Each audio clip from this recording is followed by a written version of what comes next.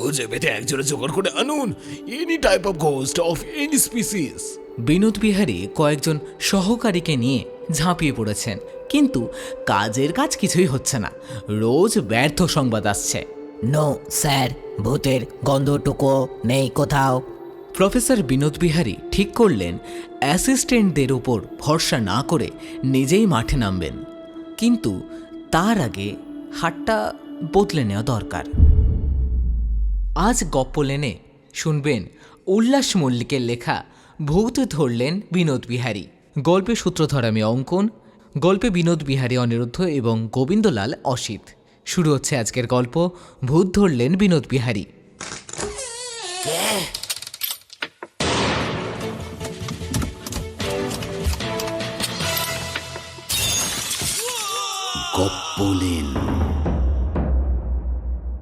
Professor Binod বিহারীর tension শুরু হয়ে গেল। টেনশন হলেই তার হার্টবিট বেড়ে যায়, প্রবল ঘাম হয় এবং বাঁই বাঁই করে মাথা ঘুরতে থাকে।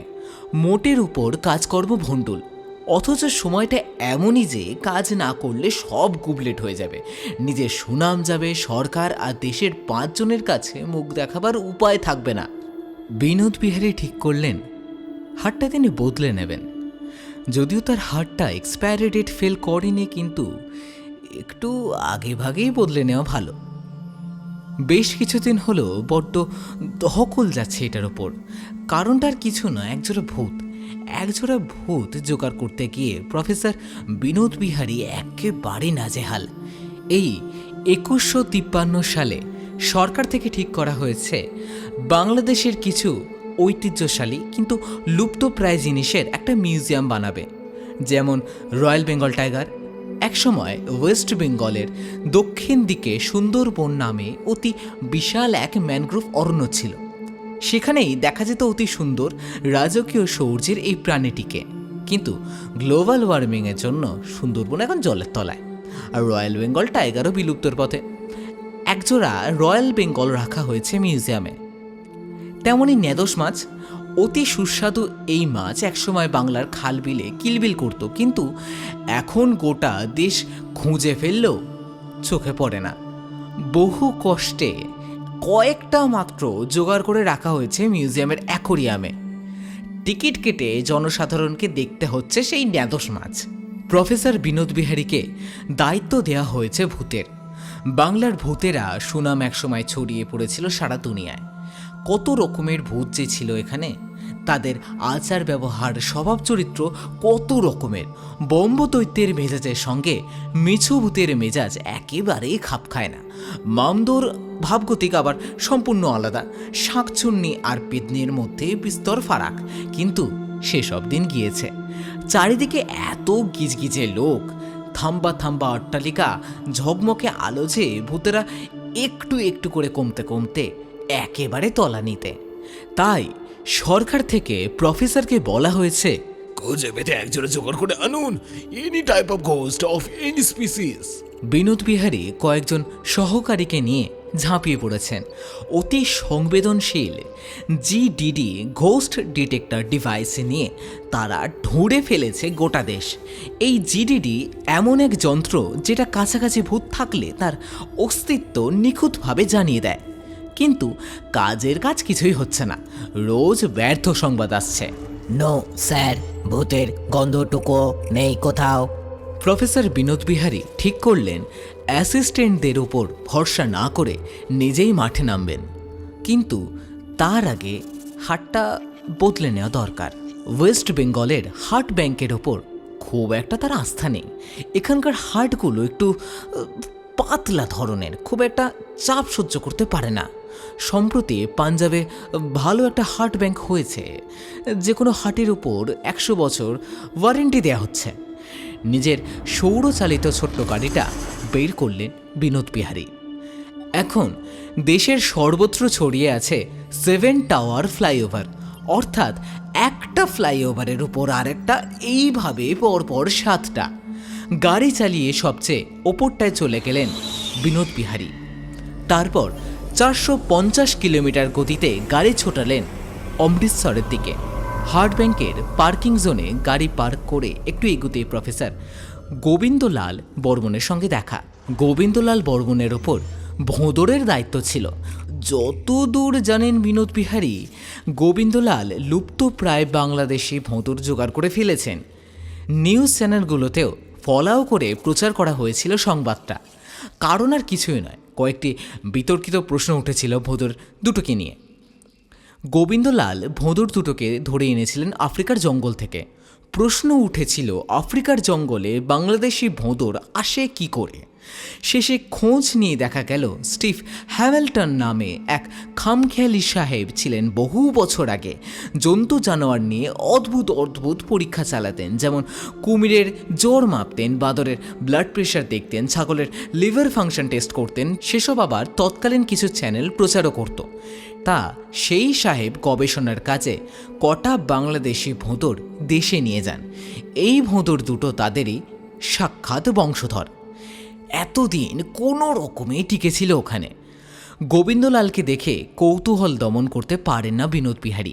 বললেন, আপনি এখানে যে, আপনারও হার্টের প্রবলেম নাকি? গোবিন্দলাল বলেন, না না, আমার নয়, মায়ের। আপনার মায়ের? একটু অবাক হলেন প্রফেসর বিনোদ বিহারী। একটা দীর্ঘশ্বাস ফেলে গোবিন্দলাল যা বললেন তার মর্মার্থ এই যে, তিনি যখন ভোঁদর ধরতে আফ্রিকায় গিয়েছিলেন তখন তার মা বাড়িতে বসে চিন্তা করে করে হার্টটাকে ড্যামেজ করে ফেলেছেন। ওই দুর্গম জঙ্গলে ছেলে কি করছে এই ছিল তার রাত দিনের চিন্তা। গোবিন্দলাল যত তাকে বোঝান যে আফ্রিকার সে জঙ্গল আর নেই, সেখানে এখন মানুষ বসতি করেছে, এমনকি বিদ্যুৎ পর্যন্ত পৌঁছে গিয়েছে। তা কে কার কথা শোনে, দিনরাত শুধু চিন্তা করেছেন ছেলের জন্য। বিনোদ বিহারী বললেন, মায়ের মন তো ছেলেদের জন্য আনচান করবেই। যাক, আপনার আসল কাজ তো উদ্ধার হয়ে গিয়েছে। আমার যে এদিকে কি অবস্থা কি বলবো। আপনার তো ভূত, তাই না? বিনোদ বিহারী হতাশার সঙ্গে বললেন, ভূত বোধ হয় ভারতবর্ষে আর একটাও নেই। যে জিনিস নেই সে জিনিস কেমন করে ধরে আনি বলুন তো? এদিকে মিউজিয়াম অথরিটিও ব্যস্ত হয়ে পড়েছে, রোজ তাগাদ দিচ্ছে। একটু কি যেন চিন্তা করে গোবিন্দলাল বললেন, আছে আছে। কোথায়? খুব ব্যগ্র হয়ে বিনোদ বিহারী জিজ্ঞেস করলেন। গোবিন্দলাল বললেন, আরে জানোই তো, আমার মামার বাড়ি বনগাঁর দিকে। কিছুদিন আগেই আমার মামাতো ভাইয়ের সঙ্গে কথা হচ্ছিল। ও বলল ওখানে একটা পুরো বাড়িতে একদল ভূত নাকি এখনও আছে, তবে তারা খুবই ভীতু প্রকৃতির। ভয় টয় দেখানো তো দূরের কথা, নিজেরাই সবসময় আতঙ্কগ্রস্ত থাকে, জনসমক্ষে কখনো আসে না। শুধু সুযোগ পেলে মাঝে মাঝে ওই গৃহস্থের বাড়ি থেকে মাছ ভাজা টাজা চুরি করে নিয়ে যায়।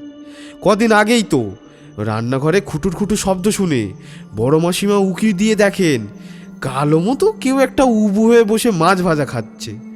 চোর ছ্যাচর হবে ভেবে বড় মাসিমা চোর চোর চিৎকার করে উঠলেন। সেই চিৎকার শুনে ভূতটা এত ঘাবড়ে গেল যে বলার নয়, সোজা গিয়ে বড় মাসিমার পা জড়িয়ে ধরে হাউ মাউ করে কেঁদে উঠল। আমি চোর নই কর্তামা, ভূত, বিশ্বাস করুন ভূত, ভ্যানিশ হওয়ার মন্ত্রটা একদম ভুলে গিয়েছি। প্রথমে তো বড় মাসিমা বিশ্বাসই করেননি। তিনি চুলের মুঠি ধরে লোকটাকে টেনে তুলতে গেলেন, আর অমনি কি আশ্চর্য ব্যাপার, মুন্ডুটা ধর থেকে খুলে এলো বড় মাসিমার হাতে। সে এক সাংঘাতিক দৃশ্য। মুন্ডুহীন ধরটা জোর হাত করছে, আর ধরহীন মুন্ডুটা ভেউ ভেউ করে কাঁদছে। এবার একটু ভয় পেয়ে গেলেন বড় মাসিমা, মুন্ডুটা ছুঁড়ে ফেলে দিলেন হাত থেকে। অমনি তাড়াহুড়ো করে সেই ধর মুন্ডুটা হাতে নিয়েই পাই পাই করে ছুট লাগালো। সব শুনে বিনোদ বিহারী গোবিন্দলালের হাত দুটি চেপে ধরে বললেন, ভাই ভাই, একটু নিয়ে চলুন আপনার মামার বাড়ি, বড় উপকার হয়। হ্যাঁ, সে তো যাওয়া যেতেই পারে। বিনোদ বিহারী ব্যস্তভাবে বলে উঠলেন, তবে চলুন না, আজই যাই, দেরি করা ঠিক হবে না। একটু চিন্তা করে গোবিন্দলাল বললেন, কিন্তু আজ তো ইডেনে 5-5 ক্রিকেটে ওয়ার্ল্ড কাপ ফাইনাল, ইন্ডিয়ার সঙ্গে হন্ডুরাসের খেলা। একটু মাঠে যাব ভেবেছিলাম। বিনোদ বিহারী চুপ করে গেলেন। এই 5-5 ক্রিকেটটাকে তিনি একদম সহ্য করতে পারেন না। এটা খেলা নয়, সার্কাস, শুধু ধুমধারাক্কা চালানো। তিনি টি-20-র মতো ধ্রুপদী খেলার ভক্ত, কিন্তু এখন তো টি-20-র বাজারই নেই। টি-20 দেখতে বসলে লোকের নাকি হাই ওঠে। বিনোদ বিহারী বললেন, আপনার ম্যাচ শেষ কটায়? ওই 9টায়। তাহলে চলুন তারপরই যাই। বনগা আর কতক্ষণ লাগবে? ধর্মতলা থেকে মেট্রো করে সোজা বনগা চলে যাব। রাতের খাওয়া দাওয়া বেশ ভারী হয়ে গেল বিনোদ বিহারীর। গোবিন্দলালের 203 বছর বয়সে দিদিমা চমৎকার কিছু পদ রান্না করেছিলেন। নারকোল দেওয়া লাউ ঘণ্ট, ছোলা দেওয়া কুমড়োর ছক্কা, পকফুল ভাজা দিয়ে অনেক ভাত খেয়ে ফেললেন বিনোদ বিহারী। সিনথেটিক ফুড খেয়ে খেয়ে পেটে চড়া পড়ে গিয়েছে। এমন সুস্বাদু খাবার বহুদিন খাওয়া হয়নি। এদের ছাদের উপর একটা কিচেন গার্ডেন আছে। পালা পার্বণে কিংবা অতিথি এলে দিদিমা রান্না করেন এসব। খাওয়া দাওয়ার পর বেরিয়ে পড়লেন দুজন। একটু এগিয়েই দেখা গেল সেই বাড়ি আবছা অন্ধকারে দাঁড়িয়ে আছে। বড় সড়ো দোতলা বাড়িটা, পিলাস্তার খসা দেওয়াল, কোথাও ছাদ ভাঙা, কোথাও দেওয়ালে ধস। বহুদিন শরিক মোকদ্দমা চলছে বলেই বাড়ির এমন জরাজীর্ণ দশা। সাবধানে ভিতরে ঢুকলেন দুজন। ভিতরে বড় বড় গাছের জঙ্গল। ট্যাঁটা করে কিছু একটা ডেকে উঠল কোথাও। বিনোদ বিহারী জিডিডিতে সিগন্যাল দিতে শুরু করলো। একটা গাছে ঝুপঝাপ করে নড়ে উঠল কিছু। সঙ্গে সঙ্গে ব্যাগ থেকে ম্যাজিক টর্চটা বের করলেন বিনোদ বিহারী। বিশেষ প্রযুক্তিতে তৈরি করা এই টর্চের আলো এমনই যে ভূতের চোখে পড়লে তাদের চোখ ধাঁধিয়ে যায় এবং কিছুক্ষণ নড়াচড়া করার ক্ষমতা থাকে না। সামনে সেই ঝাঁকড়া গাছটায় টর্চের আলো ফেললেন বিনোদ বিহারী এবং ভারী অবাক হয়ে গেলেন। দুটো বাচ্চা ভূত গাছের ডালে দোলা খাচ্ছে। রোগা পিংপিংয়ে চেহারা, গায়ে পাটকেলে রঙের বড় বড় লোম, অনেকটা হনুমানের বাচ্চার মতো দেখতে। শুধু মুখ আর হাতের পায়ের চিটোগুলো সাদা। ম্যাজিক টর্চের আলো চোখে পড়তেই টুপ টুপ করে গাছ থেকে মাটিতে পড়ে গেল ভূত দুটো। বিনোদ বিহারী দৌড়ে গেলেন। ব্যাগ থেকে লম্বা একটা কন্টেনার বের করে অ্যান্টি ভ্যানিশিং স্প্রে ফসফস করে ছিটিয়ে দিলেন ভূত দুটোর গায়ে। 27 রকম জড়িবুটির সঙ্গে ওঝাদের হাঁচি আর কাপালিকের হাই মিশিয়ে তৈরি এই মিশ্রণ সম্প্রতি উবুন্টুর এক বৈজ্ঞানিক আবিষ্কার করেছেন।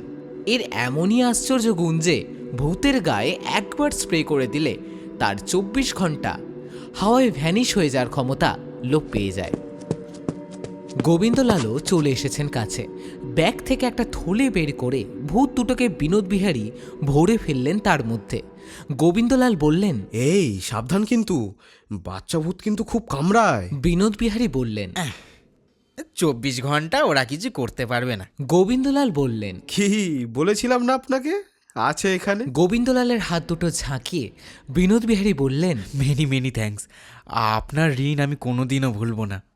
ঠিক তখনই কুঁই কুঁই করে করুণ একটা কান্নার মতো শব্দ শোনা গেল। ঘোস্ট ডিটেক্টর ডিভাইস সিগন্যাল দিতে শুরু করলো আবার। বিনোদ বিহারী তাড়াতাড়ি করে ম্যাজিক টর্চের আলো ফেললেন শব্দ অনুসরণ করে। শব্দ থেমে গেল, কিন্তু কিছু চোখে পড়ল না। একটু পরে আবার অন্য দিক থেকে এলো সেই কান্নার মতো শব্দ। এবারেও ম্যাজিক টর্চটা জেলে কিছুই দেখতে পেলেন না বিনোদ বিহারী। গোবিন্দলাল বললেন, এটা মনে হচ্ছে সেই মা ভূত, বুঝলেন তো? আপনি ঠিক করে ম্যাজিক টর্চ পেলে ধরে ফেলুন তো ওটাকে। চুকচুক করে মুখ দিয়ে আফসোসসূচক শব্দ বার করে বিনোদ বিহারী বললেন, আসলে টর্চের চার্জটা কমে গিয়েছে। চার্জারটাও ফেলে এসেছি কলকাতায়। মা ভূতটা চালাক খুব, আলো ফেললেই চলে যাচ্ছে রেঞ্জের বাইরে। গোবিন্দলাল বললেন, তাহলে তাহলে আর কি, আমার দুটো ভূত দরকার ছিল, পেয়ে গিয়েছি, কাজ মিটে গিয়েছে আমার। চলুন এবারে।